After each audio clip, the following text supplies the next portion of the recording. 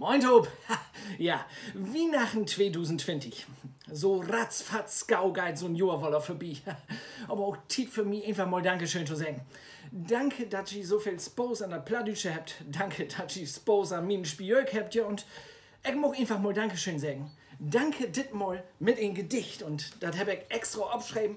Anders als ihr das vielleicht von mir vermuten tut. Vielleicht dürr und ein Beten besinnlich. Aber vielleicht habt ihr Spaß daran.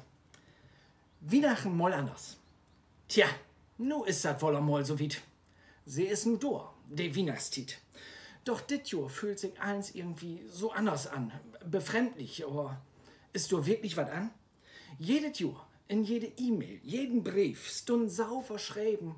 Manchmal schief, aber immer ganz unten, ob die letzte sieht. Ich wünsch dir eine ruhige, feine, besinnliche Weihnachtszeit. Doch die Wahrheit, ja, die seht denn meistens ganz anders ut. Kein Tiet für Säck, man mut auch gut, Weihnachtsmarkt, vielen Suppen frecken und die Familie, ja, die wird denn meist vergeten.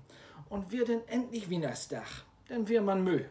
Kein Dos, kein Schmach, kein Lust ob Familie, ob Konversation, genervt von viel Fragen, auf Konfrontation. Dit Jahr gef us Tiet, us Süms to besinn, ein Schritt in die Richtung, die Lefte zu finden. Denkt an Familie, an Fründen und Bekannte, an Norbers, an Ole, an Witte Verwandte. Schrieft ne Kurt, eine E-Mail, robt einfach mal an. Viele sind einsam, besinnt jo daran.